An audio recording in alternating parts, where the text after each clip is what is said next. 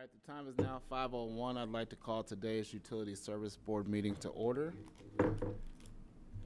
To begin, I'd like to remind us that the City of Bloomington Utilities' mission is to enhance the quality of life in our community by providing safe, sustainable, and high-quality drinking water, wastewater, and stormwater services in a cost-effective manner, promoting public health, economic vitality, and environmental stewardship. If any board member has any personal or financial conflict with any issues or individuals on the agenda, then please be sure to recuse yourself during those portions of the meeting.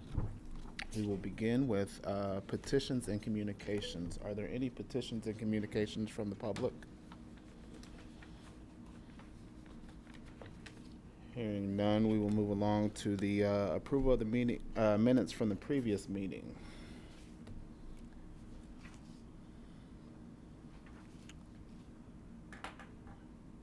Are there any questions or comments on the minutes from the previous meeting? I move approval of our meeting minutes. Second. We have a motion and a second. All in favor, please say aye. Aye. All opposed, say nay. Minutes are approved. Moving along to the approval of the claims. We'll begin with standard invoices with a pay date of October 24th for a total amount of $1,252,405.73. Are there any questions about the standard invoices from with the pay date of October 24th?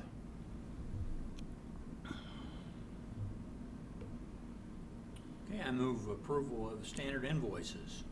Second. All in favor, please say aye. Aye. All opposed, say nay.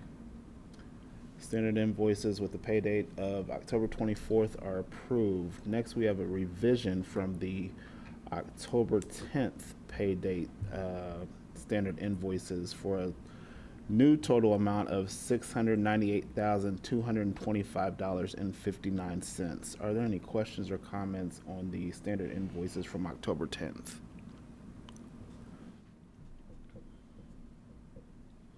I move approval of the revised standard invoices. Second. All in favor, please say aye. Aye. All opposed, say nay. Standard invoices with pay date of October 10th. The revised version is approved. Next, we have utility bills for a total amount of $238,080.52. Are there any questions or comments on the utility bills? I move we approve our utility bills for this invoice. Second. All in favor, please say aye. Aye. All opposed, say nay. Utility bills are approved. Next, we have wire transfers for a total amount of $542,055.09. Are there any questions or comments on the wire transfers? I move approval of wire transfers for October of 25. Second. All in favor, please say aye. Aye. All opposed, say nay. Wire transfers are approved. Lastly, we have a special check run for an amount of $1,131.95. Are there any questions on the special check run?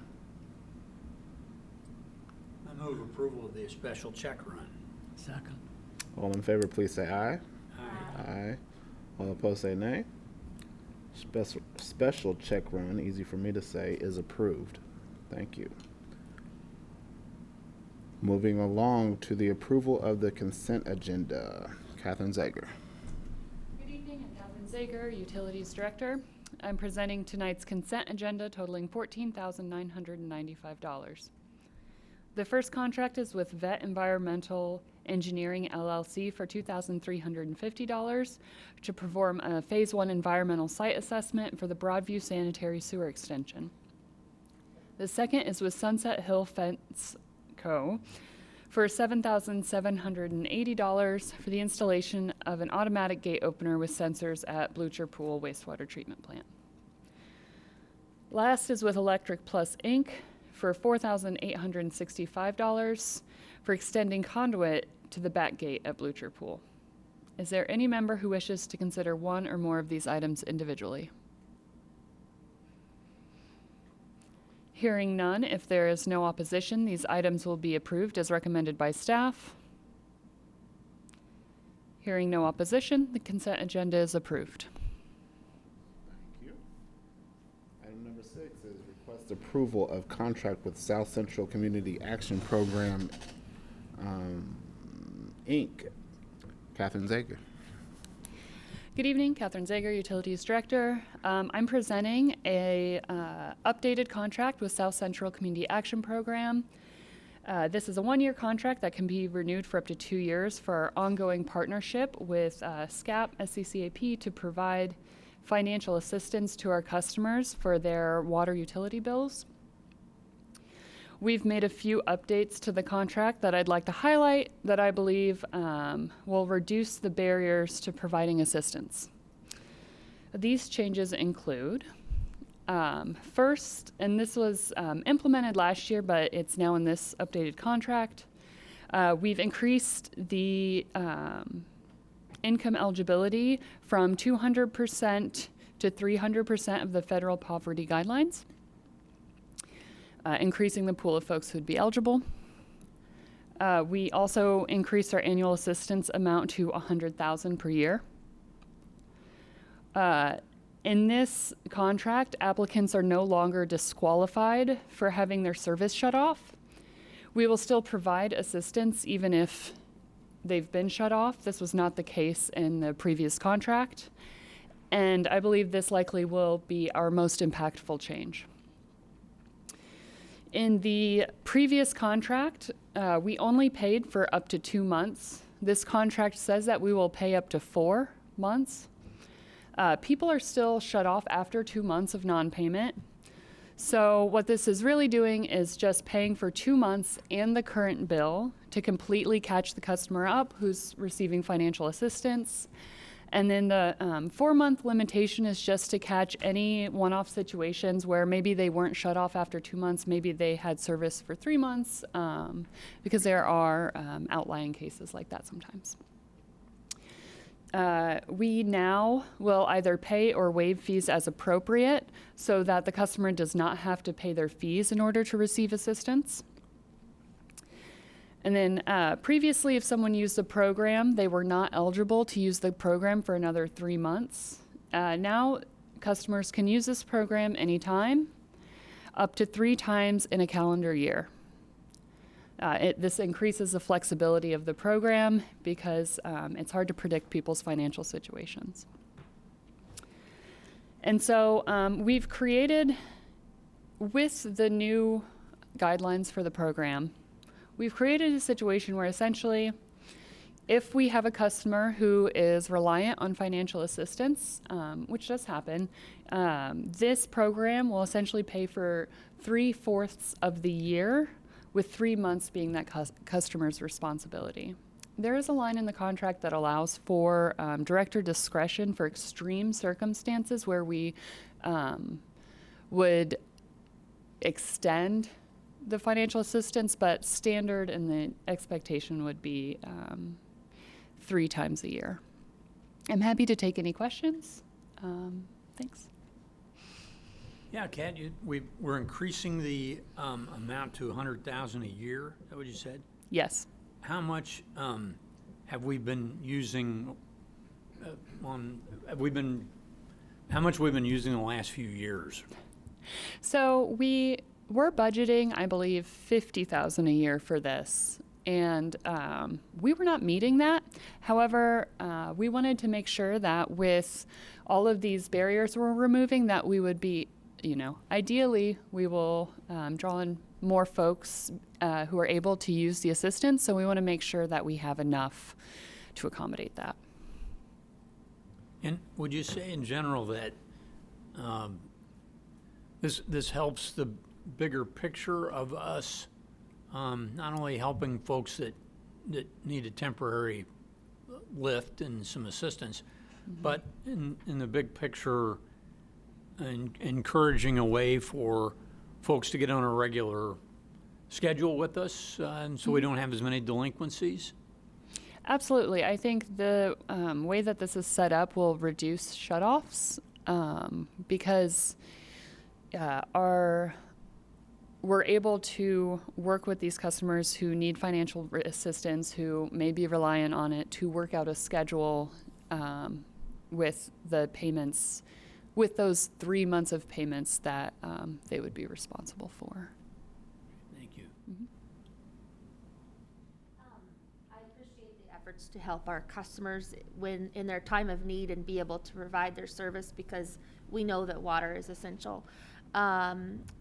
I know that we are increasing the income limits so that more people are eligible. My one concern with extending the opportunities to get for essentially 9 months paid is that with our wider pool of being eligible, that we'll have more customers coming to us, and then we'll have people that have had it for 9 months and somebody coming in we won't have the funds available.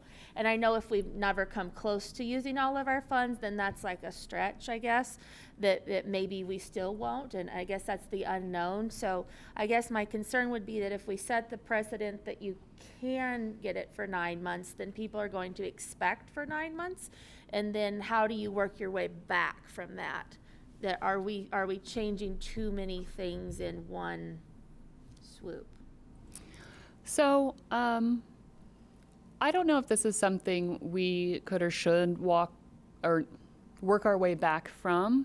If there are customers so you have to qualify for the financial assistance. So 300% of the federal poverty guidelines is $96K a year for a family of 4, around there. Last time I checked the table, it may be updated, but it's around that. And so if we have customers who are in a situation where they regularly need to have 9 months paid through our financial assistance program, I more than welcome that because if they qualify, that's, maybe that they're spending that money on something else that they need. And so, I don't want their water bill to be a question mark. Certainly. Yeah. I guess my point is that if we're budgeting 100,000, I don't want to go through that. And again, this is the unknown, right? But Yeah. potentially go through that quite quickly, and then does it become 200,000 next year or 500,000? And so I guess that's my concern, is that it could escalate quickly, and then we've set an expectation that this is something. I mean, obviously, we don't want people to be without water. Yeah. So I certainly understand that and appreciate these efforts, but I don't want it to get out of control, I guess. And I know that we would have it controlled, Yeah. but with the expectation that you can get this, and then if our funds are depleted, then we're not able to help you. And I guess you would come back to us at that point, but. I guess that's my comment, is that I think the 9 months with the increase of the income, or the requirement, that's my pause. And one thing to note is that the way we had it set up before, it was we would pay 2 and then you could come back in 3. And so it was a very similar outcome. This is just a more flexible way to get there. So previously it was we would pay for 2, but then when you use the financial assistance, you had to wait 3 months before you could apply again. And so this just increases the flexibility of that. It hasn't really much changed the amount of months that customers would be responsible for. And also I just want to say that when I say under $50K, that was what we had budgeted before. We were, I think, for the year around $20K for the year. Yeah. So I'm optimistic that 100 will cover any new customers who may use this, and our goal is to use it. So we'll see how this goes. So if someone called in tomorrow, and this is voted on tonight, they call tomorrow, or is this on a calendar year, or what's the implementation here? Yeah, so the direction to staff has been, once this passes, we can start utilizing this more flexible system. But really what we're going to do is do a big PR push come January 1 to advertise the program. We want to we need to update our brochures and update our website and really get the right materials out to folks. Okay, thank you. Yeah. First, I assume this doesn't cover 100% of their bill. It's just assistance to help them pay a bill. This would cover their bill.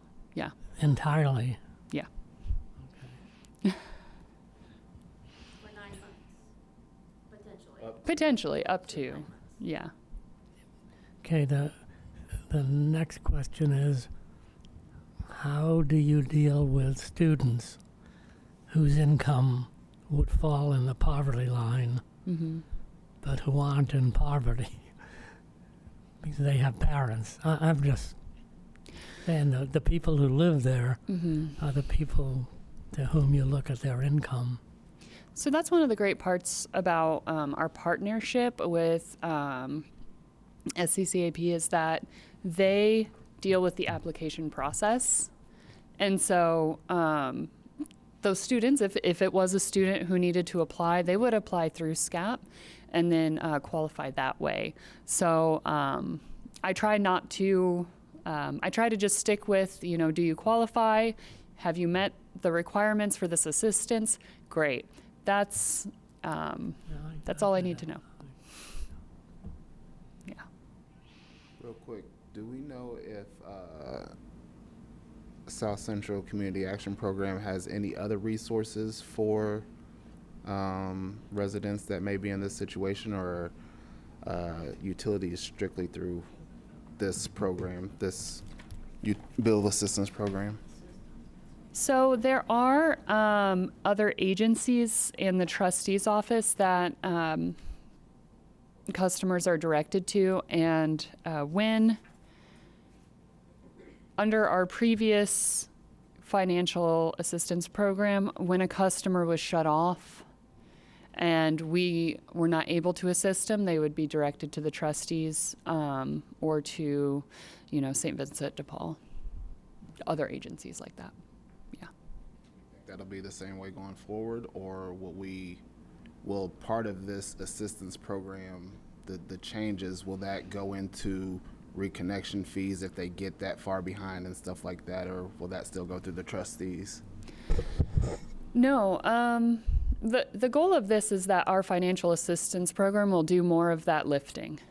Our financial assistance program will do the lifting of your water utility bill. The trustees and other programs, they provide assistance for a lot of things. And so, this is our contribution, our lift for that. Yeah. Okay. Thank you. Would they still get their trash bill? So, the way the program worked in the past was that it would cover their trash bill as well, so their cart. We are going to continue doing that. I think it would complicate things for customers to say, okay, well, we paid this, but sorry, we can't do anything about sanitation. We are tracking that, and that make sure it's paid through the interdepartmental. So that comes out of the city, though. Yes. So that whatever our financial assistance program covers will be paid back to us from the city. Yes.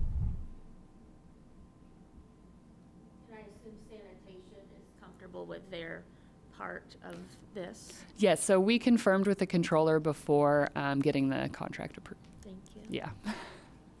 Any other questions or comments for Kat?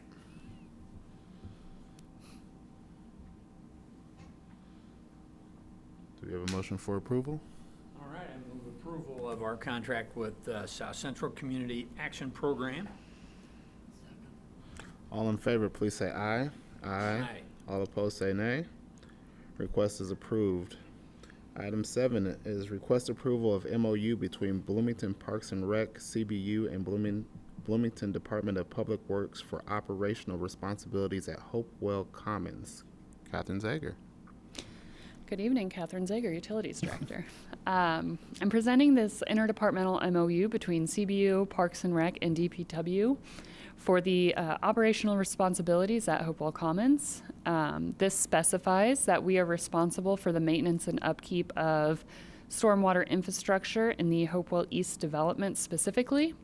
The detention facilities that are highlighted in your exhibit serve the public right-of-way.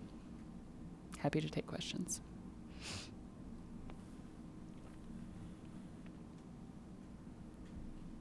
So this would just be like if there was another development within the city that was completed and then turned over to CBU to maintain? What's the, I guess, I don't remember serving on the board and having a contract, MOU, I mean, an MOU like this before. And so I guess this would be standard operating procedure to do things like this? So, a couple things. So one, the purpose of this MOU, and we've had MOUs like this with parks, for example, Miller Showers, we say, you're gonna take care of this part and we'll take care of that part. This is very similar to that. So it says, it just, so that, years from now, when there are other people sitting in these chairs, they can point back to this and say, no, CBU agreed to only take care of this versus Parks, who was going to take care of that. And then, DPW, who will take care of this third thing. So that is maybe MOUs that are kind of similar that you've seen. And what is a shift in this one and likely future development at Hopewell is taking responsibility for detention. So, we take responsibility for water, sewer, gray stormwater in the right-of-way, very common. We do that a lot. This includes stormwater detention, which we haven't typically done in the past, but this is kind of a special case because the city is essentially the developer. And, we helped create the Hopewell Commons. We created this infrastructure, and the stormwater detention and the gray infrastructure associated with it was developed by the city. And as a department of the city, we will maintain it. Thank you. Any other questions or comments? Okay, I move approval of the MOU between the Bloomington Parks and Recreation and CBU for the operational responsibilities at Hopewell Commons. Second. All in favor, please say aye. Aye. All opposed, say nay. Request is approved. Thank you. Moving along, next we have request approval of resolution 2025-21 to approve the forms of how do I say that? Ordinances adjusting rates and charges for septic haulers. Stephen Stanford. Good evening, Steve Stanford. I'm the pretreatment coordinator. The CBU pretreatment group recommends that we make some changes to the hauled wastewater rates for the following reasons. The current rates that we charge were actually set in 2000, which was 25 years ago, and secondly, anybody who's been an adult since 2000 understands that everything's gotten much more expensive since then. And the main reason is that the rates that we charge today are not sufficient to cover the cost of treatment for these wastewaters that we receive at the Dillman Road plant. We've historically accepted these waters as a service to the community, the local residents, and the businesses, consistent with our mission statement, which is very important. Environmental stewardship really being a major factor here. We want to accept this water as opposed to having it disposed in some less desirable manner. Our billing rates have remained unchanged since September 2000. Since that time, the consumer price index increased 86%, And more importantly, from our perspective, the construction cost index maintained by Engineering News Record has risen by 218%. So things that we need to build, the capital equipment costs, everything we need to treat this stuff is far more expensive than it was when these rates were set. Last year, we commissioned Crow LLP to analyze our cost of treatment for these wastewaters. They broke it down into three pieces, the first being the strength charge. This is how many pounds of pollutant per gallon do we have in these waters that are delivered to the plant, as compared with how many pounds of pollutant do we have in a gallon of the regular sewage. Their idea, the main premise is that a pound of TS of suspended solids coming in through the sewer main costs the same to treat as a pound of suspended solids delivered by truck. The second piece, which is really a small part of the cost, is the bulk specific expense charge. This is plant staff, pre-treatment group staff, Carson and me, working through the contracting process and so forth with the hauler customers and those pieces. And finally, billing. Our billing department, it costs money for them to send out a bill. Based on the typical strength for septage reported by EPA and the factors specific to CBU, it was determined by Crow that our billing rate of 17.5 cents per gallon would actually cover the cost of treatment and administration for receiving these wastewaters. Our current rate structure is such that domestic septage is charged at approximately 2.1 cents per gallon. Grease waste is charged at approximately 5.9 cents per gallon. The wastewater treatment plant waste and industrial waste, which we've been receiving very little of late, 4.4 cents per gallon.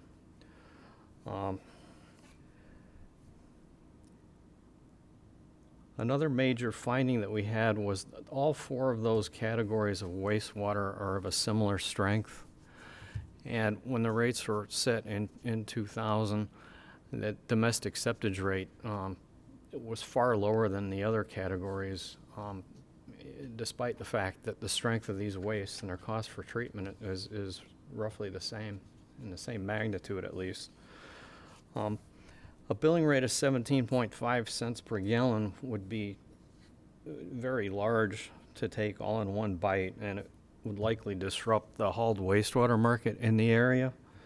And for that reason, the pre-treatment group recommends a stepwise move toward the actual cost of pre-treatment, and that we recommend a uniform rate for these high-strength wastewaters of 8 cents per gallon going forward. Regarding the financial impact to the customers, the rates and charges recommended herein are non-discriminatory, reasonable, and just. The recommended rate is based on the actual cost of providing the service and will enable the city to meet its revenue requirements for the sewage works. Finally, CBU Pretreatment Group notes that the 8 cents per gallon is approximately 1/2 of the state average for hauled wastewaters charged by pure POTWs. And so going halfway there in this step seems like a reasonable increment moving forward at this time. With that, I would like to ask CBU's approval for the resolution recommending the said adjustments to the Title 10 on the hauled wastewater rates. Yeah, is the intent to increase it more in the future so that we're charging the cost of service? This is, I would say that would be in the cards. And before we would take the leap to try to take the whole thing, take this part now, see where we are, where that gets us, reevaluate these costs of treatment, see what effect it has on the hauler market. You know, are we still going to get 7 million gallons of septage a year? It might be somewhat less going forward, which would be something we might consider at that time. Okay, my memory also was that because our costs were so low, we were getting haulers from other cities to bring it in here, which seems wrong. Yes, Commissioner Sherman, you're correct. Actually, our domestic septage constitutes 90% of the hauled wastewater we receive at Dillman, and 60% of that fraction is from out of county. And my memory tells me that we compared our rates to Terre Haute. Is that correct? Am I correct in thinking that? And that they are considerably, like they are closer to the 17 cent rate. Is there going to be any, I mean, I know what Jim just asked, but I think the question was brought up that we have an expense for those out of county or those people, that 60%, to have them have an increased rate. Was there any more thought given to that? The out of county, the current ordinance and the recommended revised ordinance includes a 50% surcharge on out of county customers. That would be 12 cents. Yes, sir. So, I know one of our hauler customers came and spoke with us here and provided, at least me, some education about this. And I know that some of our out-of-town haulers really service Monroe County as well. So their haul, even though their business is out of Monroe County, includes haul from Monroe County. So how do we know where this is coming from, I guess, and honor those people who are serving our Monroe County customers? We're required under a NEPDES permit to actually keep a record of where each load of septage comes from, the customer's name, address, and telephone number. That's tracked with what we call the single load manifest system, and that was new. That was sort of added to our permit in July last year. Okay. So all of this is kind of an outgrowth to the revisions of our NEPDES permit last year. Sure. So I guess my question, though, is if we have a hauler coming from Greene County that serviced western Monroe County, are they going to be charged the out-of-county rate for servicing western Monroe County? No, they would not, because the billing rate would be determined on the source of the wastewater. Okay. So I'm sorry, and you did say that, but I misunderstood. So they'll say, I picked up this load in Monroe County, or I picked up this load in Greene County. Yes, Okay. that's required information. And was there, and again, from my, our learning from our waste hauler who came and spoke to us, was there any consideration given to our donut counties around us that are bordering Monroe County to receive the in-county rate? And I know that we're, again, undercharging, I guess, what other, what we need to charge and what surrounding facilities charge, but Still a shock to the system. knowing that it is, and knowing that, like say in Greene County, where maybe they're just over the border and servicing customers in Greene County and coming to our plant to dispose of this, that we're their best option. It's not like they're coming to Monroe County because it's cheaper than going to Terre Haute. It's, 100 miles round trip closer probably. So I don't know. That's my thoughts. Currently, it's less expensive to come here and less miles. Sure, okay. So if the haul is done from Bloomington addresses, then it's at the Monroe County rate. And if it's hauled from addresses that are outside of Monroe County, then it's the out-of-county rate. Yes, ma'am. Okay, thank you. Stephen, remind me when this goes into effect? This would have to be approved by the City Common Council. Yeah. But then when? The, Goes into effect, I'm sorry, I'll jump in, Chris Wheeler. Please do. Will go into effect when city council approves it. Well, I wish there's a way we could warn. We have.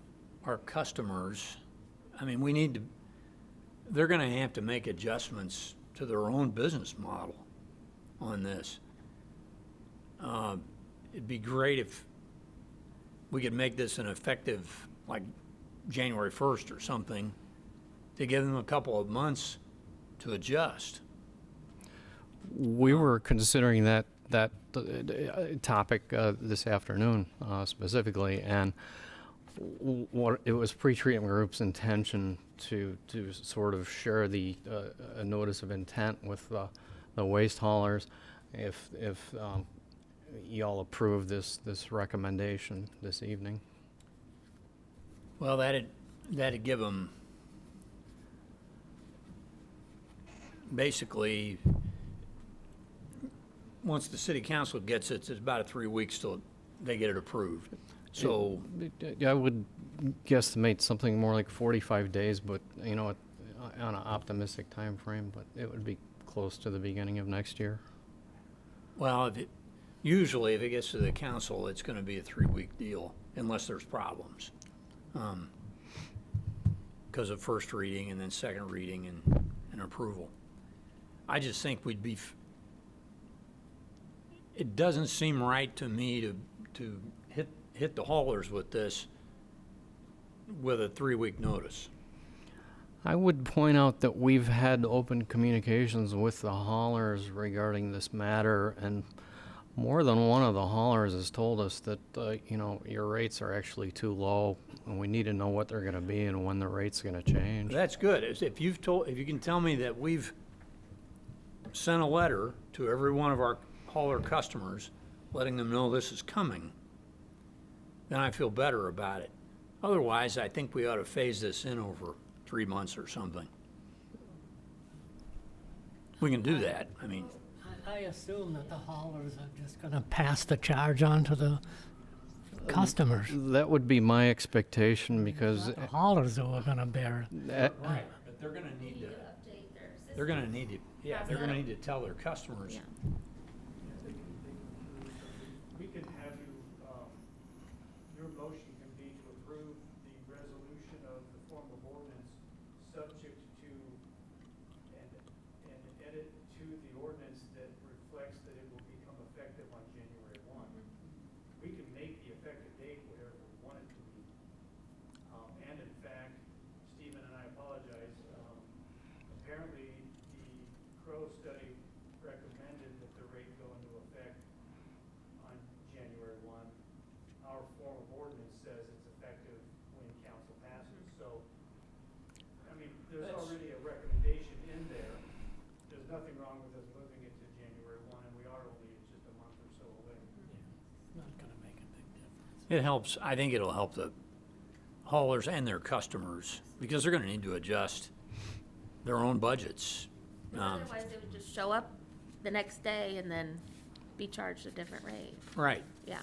I mean, even if we told them all tomorrow that we passed this, and as soon as the city council that can be pretty fast, depending upon the council's agendas, but I think January Yeah, 1st would I be think that's reasonable, because we could alert them that we've passed this, Yeah. and we expect that it will go into effect January 1st.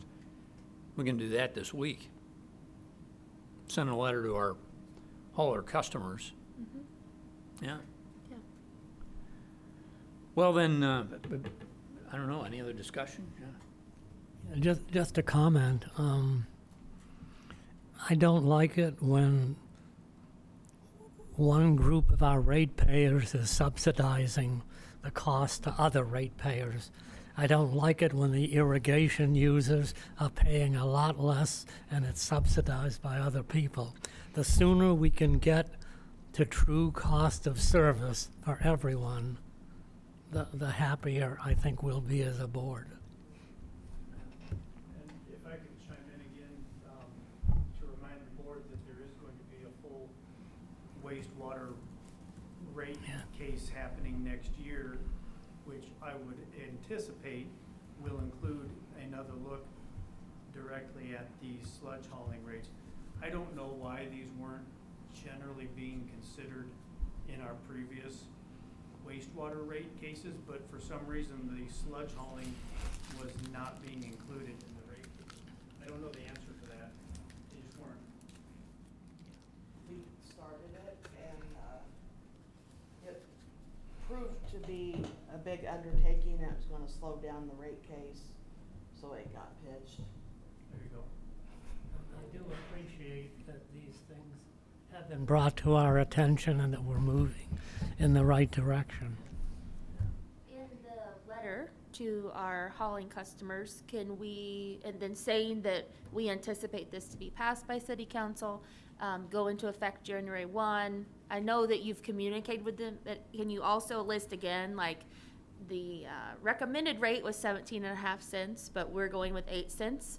But do expect that the rate will, be increased after the wastewater rate case. Oh, yes. Okay. Yes. It just continues to be communicated so they know this is the first but not the last. Thank you. Well, I move approval of Resolution 25-21 to approve the forms of ordinances adjusting rates and charges for septic haulers with the amendment that the resolution would, upon approval from the city council, would then be effective January 1st of 2026. Second. All in favor, please say aye. Aye. Aye. All opposed, say nay. Request is approved. Thank you. Thank you. Great. Next, old business. Any old business from the board? Old business from staff? New business. Any new business from the board? New business from staff? Subcommittee report. Mr. White. Yeah, the Property and Planning Subcommittee met earlier this afternoon and received a report from Richard Martin about rural sanitary sewer service in Monroe County. He brought us up to date on current partnerships that the district, that the CBU has with the rural sewer district in Monroe County, and talked about possible ways that we can continue to work together in the future. And I think it was a good update for many of us, and we can follow up on some of these opportunities. I didn't realize we did as many things as we do with them now, but it sure furthers, I think, our mission of being good environmental stewards to help support them. That's a good thing.